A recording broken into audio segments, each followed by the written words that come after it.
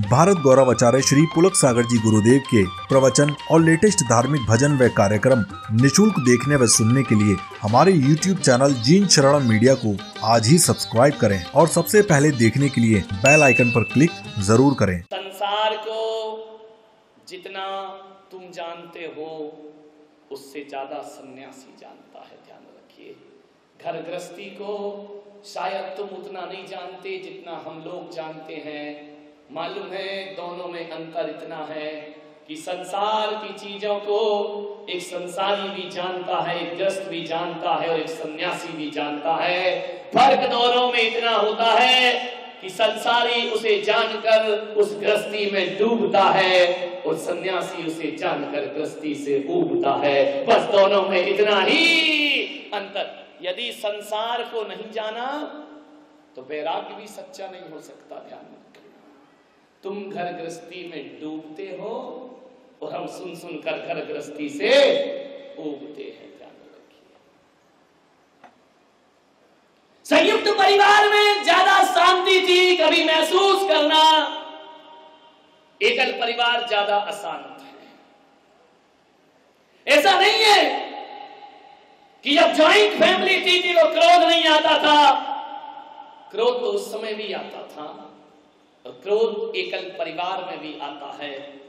फर्क इतना पड़ जाता है कि यदि पप्पू को मम्मी गुस्सा करके एक चाटा मारती थी तो ननद उठाकर ले जाती थी, चाची उठाकर ले जाती थी।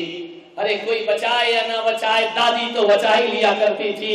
जब छल छल बच्चों के आंसू पोंछ बहते थे, दादी उसे अपनी बाहों में समेट करके कहती थी, बेटा मत रो, अपन मम्मी को मारेंगे, ध्यान रखिए, अपन मम्मी को देख लेंगे, पापा से बताएंगे।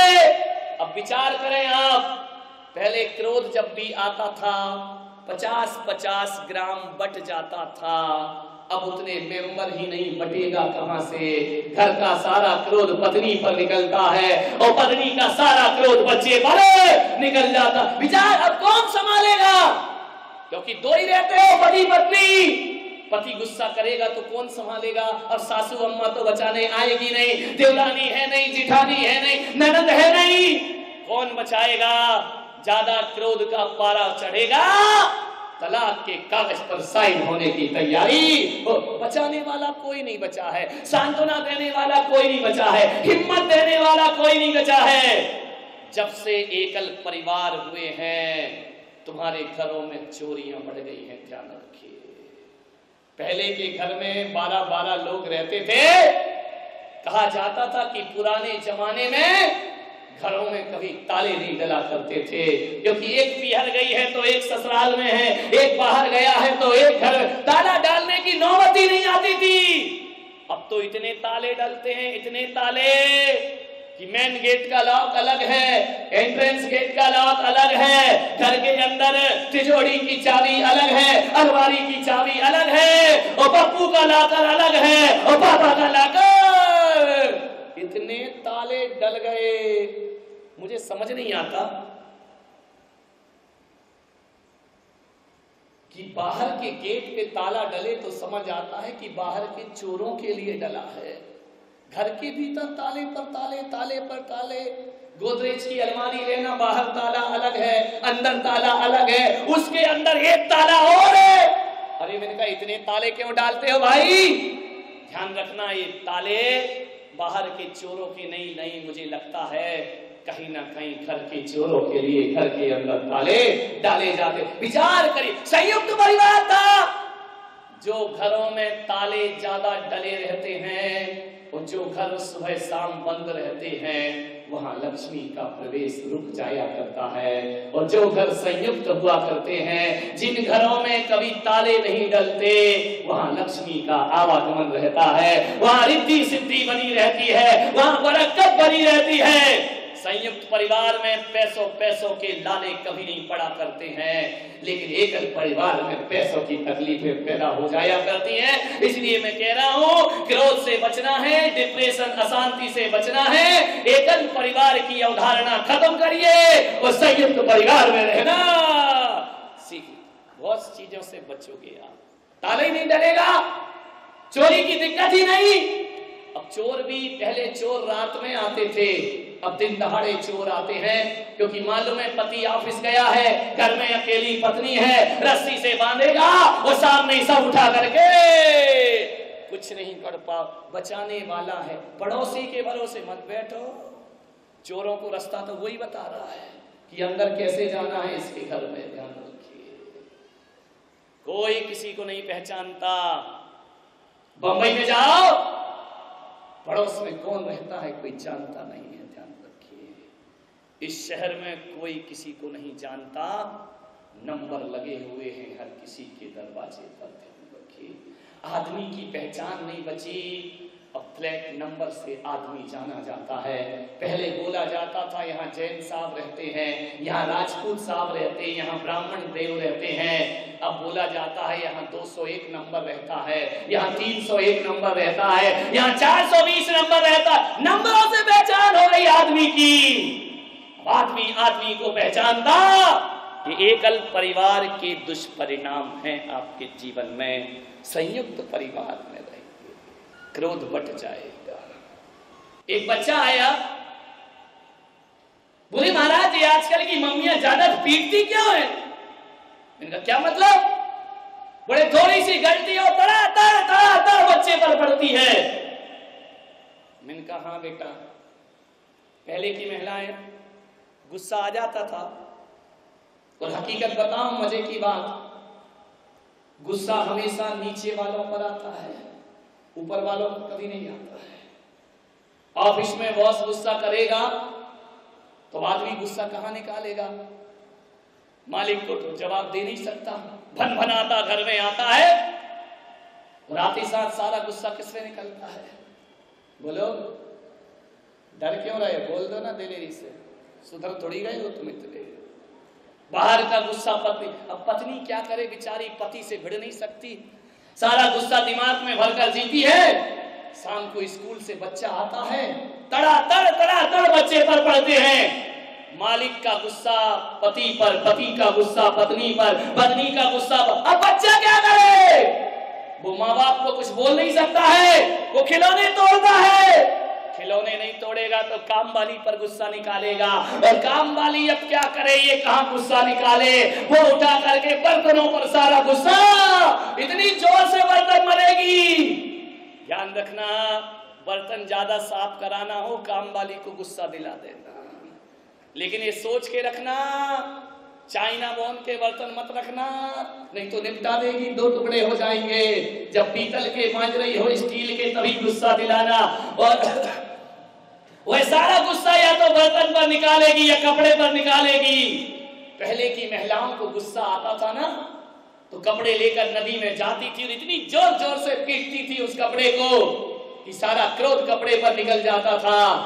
मैंने कहा बेटा, मम्मियां आजकल इसलिए ज्यादा मारती हैं कि घर का गुस्सा, कपड़े तो ये धोती नहीं है, बर्तन साफ करने वाली अलग से आती है, कपड़े धोने के लिए वॉशिंग मशीन लगा रखी है। अब ये किसको धोए? रामलाल पप्पू तू ही बचता है, तू ही इनसे बेटे रहता, सारा क्रोध तेरे ऊपर निकल। लड़ते पति पत्नी है, पिटता पप्पू है, पोकट में मरता बेचारा, उसका क्या लेना देना? तुम झगड़ रहे, तुम लड़ रहे हो, लेकिन सारा क्रोध किस पर निकलता है? बच्चे पर निकलता। ध्यान रखिए, क्रोध बहुत खराब है। जहां 4 बर्तन होते हैं वहां खटपट तो डरते, क्यों मेरा गला फड़वा रही है तुम? इतना होने के बाद भी कह रही, वो तो खटपट तो होगी। तुम लाख कोशिश कर लो, कितना भी बोलो, 4 बर्तन है तो खटपट तो, हम सुधरने वाले नहीं। अरे भाई मत होने दो ये खटपट, रोकिए बर्तनों की टकराहट को।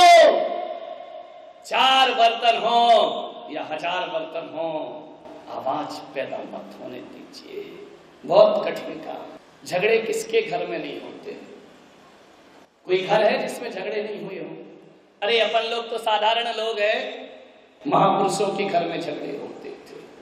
दशरथ के घर में झगड़ा नहीं होता तो राम जी को वनवास कहां से होता? ये झगड़ा ही तो था, और क्या था? कौरव पांडव के बीच झगड़ा नहीं था तो और क्या था? भरत बाहुबली के बीच झगड़ा नहीं था तो और क्या था? महापुरुषों के घर में भी झगड़े हुआ करते हैं, ध्यान रखना।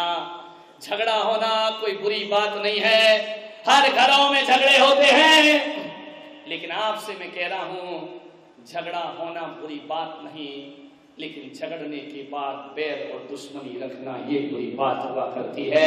लड़ लीजिए, झगड़ लीजिए, कुछ भी हो जाए, आपस की बोलचाल कभी बंद मत करो।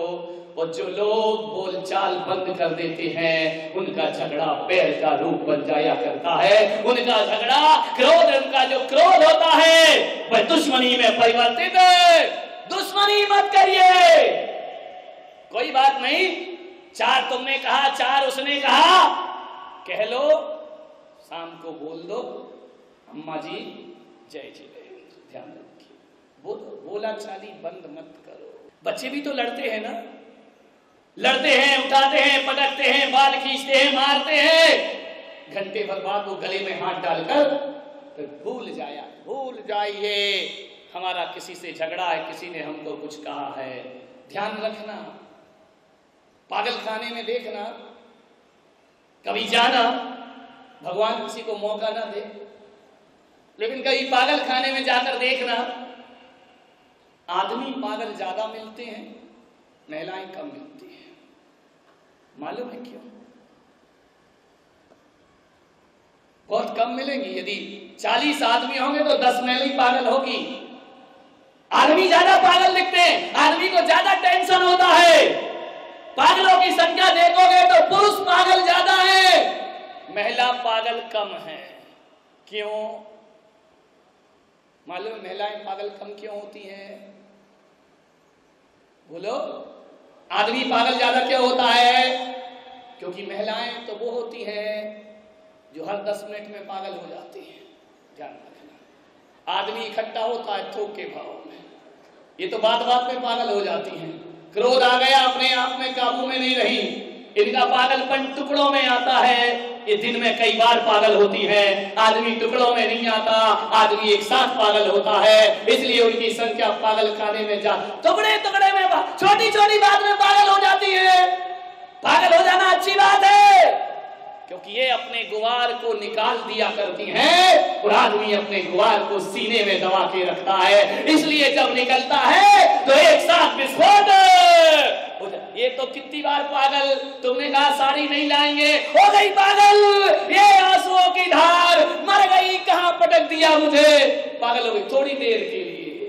ध्यान रखना, क्रोध तात्कालिक पागलपन है। महिलाएं बहुत अच्छी है, 4 सुना लेती हैं, बढ़ चढ़ के सुनाएंगी, शाम को पति आएगा तो रो रो के बता भी देंगी, सारा गुबार निकाल देंगी। ध्यान रख, इसलिए ज्यादा पागल नहीं हुआ करती हैं। और ध्यान रखना, ये महिलाएं 2 कान से सुनती हैं, 1 मुंह से निकाल देती हैं। महिला को चैन ही नहीं पड़ेगा जब तक बता नहीं लेगी, जब तक बोल नहीं देगी।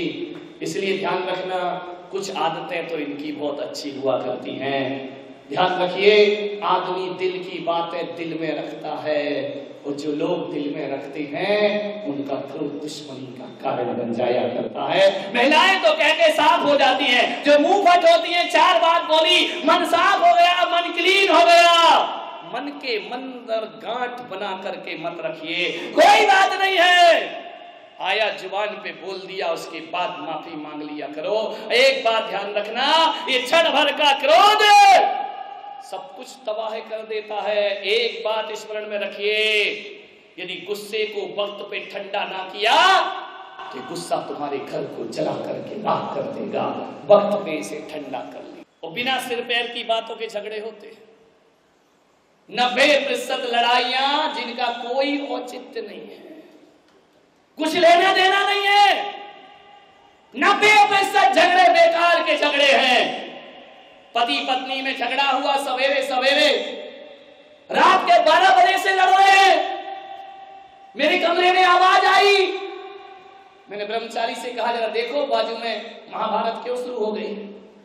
सुबह सुबह पति पत्नी लड़ते लड़ते आंगन में आ गए। आंगन में आए, मैंने खड़े होकर देखा, मैंने कहा क्यों लड़ क्यों रहे हो? अरे बोले तुम देख रहे हो क्या? नहीं, मैंने कहा मैं अंधा और बहरा हूं, मुझे कुछ दिखाई सुनाई नहीं देता है। मैंने कहा ये बताओ झगड़ क्यों रहे हो? बोले आप तो महाराज अपना ध्यान सामायिक करो। मैंने कहा तुम करने दो जब तो भाई। सुबह सुबह से गाली गलौज हो रहे हैं, बर्तन फेंकने की आवाज आ रही है, इधर से बर्तन फेंके जा रहे हैं, वहां से बेलन फेंका। ऐसा क्या हो गया? ये धर्म ध्यान का समय है, प्रभु के स्मरण का समय है, और सुबह सुबह तुम लोग झगड़ा कर रहे हो। बोले महाराज 50 बार इसको समझा चुका। पत्नी बोली है क्या समझाएगा तू? जब क्रोध आता है तो फिर तू तड़ाक शुरू हो जाता है। आप और हम जैसे शब्द तो खत्म हो जाते। बोले तू क्या कर लेगा? पति ने कहा मैं सब कुछ कर लूंगा। देखो महाराज तुम्हारे सामने जुबान चला रही है। अरे मैंने कहा शांत हो जा देवी, ये बता झगड़ा किस बात का है? बोले कुछ नहीं महाराज, छोटी सी बात पे झगड़ा हो गया, पूरी रात हो गई लड़ते लड़ते। मैंने कहा किस बात का झगड़ा है मेरे भाई? बोले कुछ नहीं, मैंने इनसे 50 बार कहा मेरा बेटा डॉक्टर बनेगा। अब देखो झगड़े, देखो बिना सिर पैर के झगड़े, कोई दम नहीं है। 90% झगड़े ऐसे ही हमारे घर में हैं। और पति ने बोला खबरदार मेरा बेटा इंजीनियर बनेगा, इसको लेके झगड़े। मैंने कहा क्यों लड़ रहे हो तुम लोग? बेटे को बुलाओ, उससे पूछो वो डॉक्टर बनेगा ये। तुम ही लड़े जा रहे हो फोकट में, बच्चे की इच्छा तो पूछो। पति ने पत्नी को देखा, पत्नी ने पति को देखा, हंसी आई, सिर झुकाया। मैंने कहा कहाँ है? बेटे को बुलाओ, वो क्या बनना चाहता है? बोले बेटा तो अभी पैदा ही नहीं हुआ। तेरे की आदत। बोले अभी तो मैं प्रेग्नेंट हुई हूं। मैंने कहा बहुत अच्छा किया तुमने। सास ने कहा मलाई यही खाई जाएगी। बहू ने कहा है बुढ़िया मलाई मेरे पीहर जाएगी। ज्यादा गांव में शादी करो तो यही झगड़े होते हैं।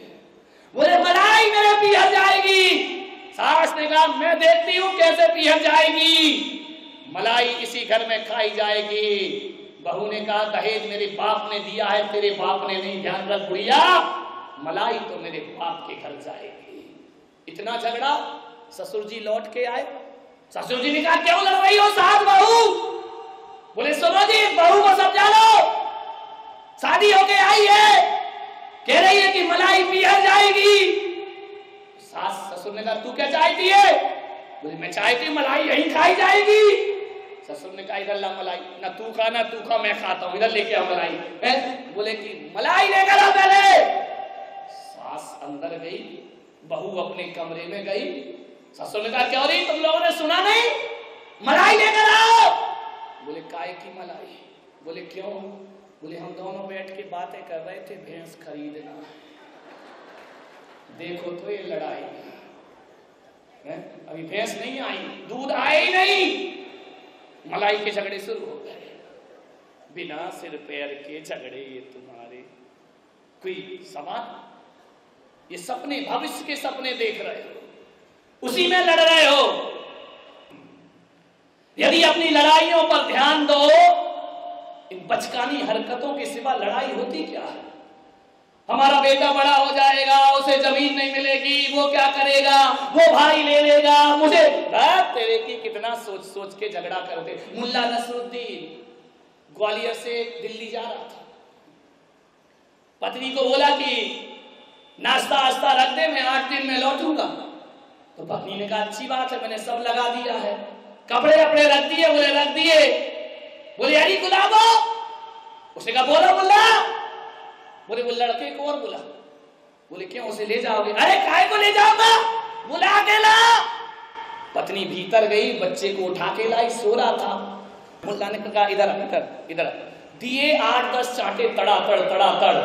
गुलाबों ने कहा तुमको शर्म नहीं आती? तुम 8 दिन को परदेश जा रहे बच्चे को चूमो, प्यार करो, उसे गले से लगाओ, तुम तड़ातड़। बोले तू बीच में मत बोल, आज इसे जी भर के पीट लेने दे। अरे बोले तू मार काहे को रहा है? बोले पगली तुझे अकल नहीं है। बोले क्या? बोले आज मैं जा रहा हूं। बोले हाँ जा रहे हो तो प्यार करो उसे। बोले नहीं, रूल लेके आज इसको बहुत पीटूंगा। बोले क्यों? बोले कल इसका रिजल्ट आएगा और मुझे मालूम है फेल होगा और मैं 8 दिन रहूंगा नहीं तो इसे मारेगा कौन? घर तेरे की हाथ में। विचार करिए आप किन बातों पे लड़ते झगड़ते। एक बच्चा आया, बोले महाराज मेरे मम्मी पापा बहुत झगड़ते हैं, बहुत लड़ाई करते हैं, बहुत क्रोध करते हैं, बताओ मैं क्या करूं? मैंने कहा हाँ बेटा तू समझदार, तू कुछ कर। बोले मैं कुछ बोलता हूं तो दोनों जगह से पिटता हूं, इधर से भी पड़ती है उधर से भी पड़ती है। और तो और महाराज मेरे मम्मी पापा अनबोले हो जाएं, एक दूसरे से नहीं बोलते हैं, आफत मेरी होती है। मैंने कहा क्यों? मम्मी कहती है पप्पू पापा को बोलो चाय बन गई, और पापा को सुनाई दे रहा है लेकिन डायरेक्ट नहीं बोलेगी, झगड़ा हुआ है ना। पापा भी ये नहीं कहेगा कि पीना है कि नहीं पीना, वो भी कहेगा पप्पू मना कर दे। अब बोले पप्पू की जान क्यों खा रहे हो दोनों मिलकर के? खाना चाहिए पप्पू, मम्मी को बोल खाना लाए, वो कहेगी पापा को बोलो अभी नहीं बना। तेरे की बोले मैं फोकट की नौकरी कर दे, मैं इस कमरे में जाऊं उस कमरे में जाऊं। तो महाराज इतने होशियार हैं, इतनी जोर से बोलते सुनाई तो दे जाता है लेकिन आमने सामने बोल। एक बार नैनीचंद की बीवी से झगड़ा हो गया, इतना झगड़ा, नैनीचंद ने कहा मैं तेरे से बात नहीं करूंगा, पत्नी ने कहा बाहर में जा, मैं भी तेरे से बात नहीं करूंगी, तू क्या समझता अपने आप को? अब नैनीचंद को जाना पूना लड़के के घर। नैनीचंद ने रात को 12 बजे भैयावती करके यहां से गए, कहा यार जाना तो है और मेरी नींद बड़ी खराब है।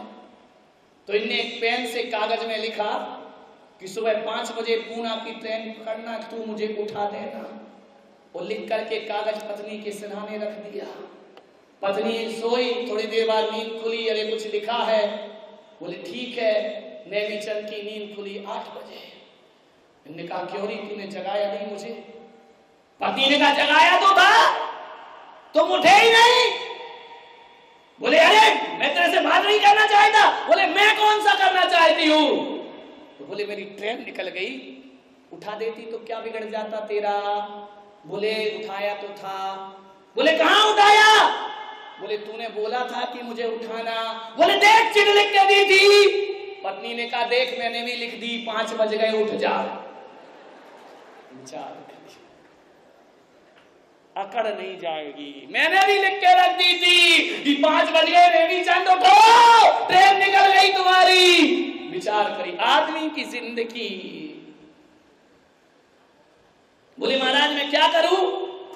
मैं कहीं काम करना। अब जब तेरे घर में झगड़ा हो ना, तो बोले रोज होता है मेरे घर में झगड़ा। मैंने कहा तेरे पास मोबाइल है? बोले है। मैंने कहा जब ये दोनों लड़े ना मम्मी पापा, रिकॉर्डिंग कर लेना, और कुछ चुपचाप रिकॉर्डिंग करना, पता नहीं चलना चाहिए। तो बोले उससे क्या होगा, सुधर जाएंगे क्या दोनों? मैंने कहा ऐसे नहीं सुधरेंगे वो, तो क्या करना? और मैंने कहा जब दोनों शांत हो जाए, वो घर में कोई मेहमान आए, समझ गए क्या? ऐसी बातें आपको डायरेक्ट समझ में आती है। जो रिकॉर्डिंग की है उसे चालू कर देना, स्पीकर लगा देना उसमें। बोले उससे क्या होगा? मैंने कहा मेहमान सुनेंगे कि हमारे यहाँ ये तूफान चलता है दिन भर, ध्यान रखिए। फिर पापा को पता चलेगा कि क्रोध में मैंने क्या क्या बका है, और माँ को पता चलेगा कि मैंने क्या क्या बका है। एक बात याद रखना बेटा, मम्मी कितना भी इशारा करे देखना मत, पूरा मोबाइल चालू कर देना और सुनाना कि कितनी गालियां बकी हैं। हालत पतली हो जाएगी मेहमान के सामने, तो फिर माँ बाप लड़ने में एक बार सोचेंगे कि कहीं ना कहीं मोबाइल चालू तो नहीं। ध्यान रख, सोचिए आप खुद अकेले में सुनना कि आप क्रोध में क्या क्या बकते हैं।